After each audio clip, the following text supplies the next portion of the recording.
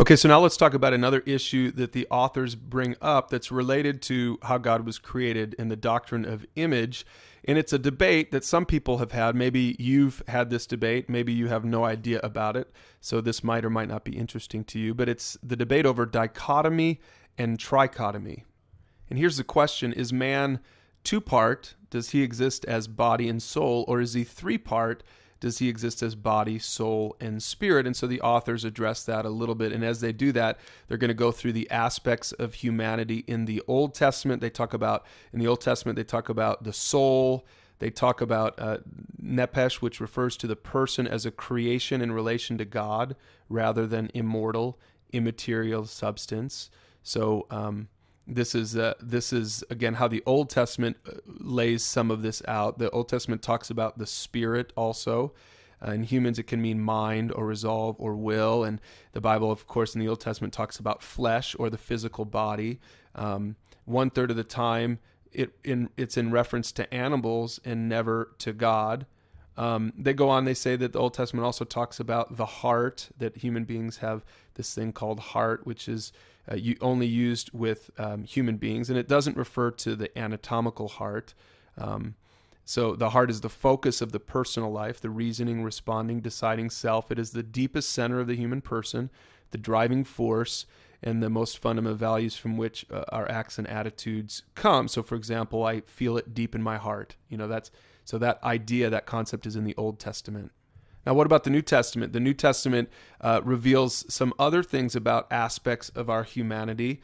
It, of course, talks about the body, the physical aspect of a person or animal. It talks about the soul. Now, the authors point out that in the New Testament, Paul, when he talks about the soul, in his thinking, it's referring to the whole person created by God with an inner life of motive, thought, feeling, and the like. And so that's what the soul means in Paul's writings. Now, the Bible also talks in the New Testament about the spirit, pneuma.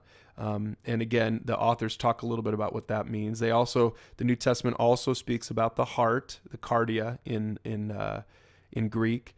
And it also talks about the mind.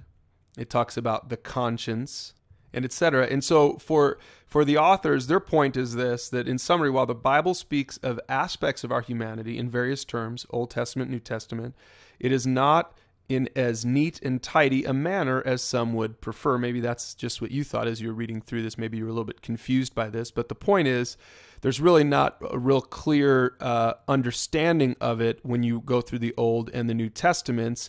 And so when we're talking about dichotomy and trichotomy, let's start with dichotomy, which teaches that we are basically two parts, that which is material and physical, and that which is immaterial and spiritual. So that's what when people believe in the dichotomy of a person, of a human being, they say there's basically just two main categories. There's immaterial and spiritual.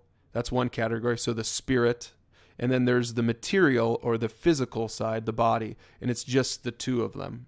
Now, trichotomy, on the other hand, agrees with dichotomy, but with one exception. Unlike the dichotomist who sees the spirit and soul as usually synonymous terms in the Bible, trichotomists say that we have a spirit with God consciousness and a spiritual capacity through which we relate to God in addition to a soul with the affections, desires, reason, emotion, will, self-consciousness, etc. So in summary, dichotomists typically believe that the soul and the spirit are basically the same thing. Whenever the Bible talks about soul or spirit, there's no difference between those two things. It's generally referring to the same thing.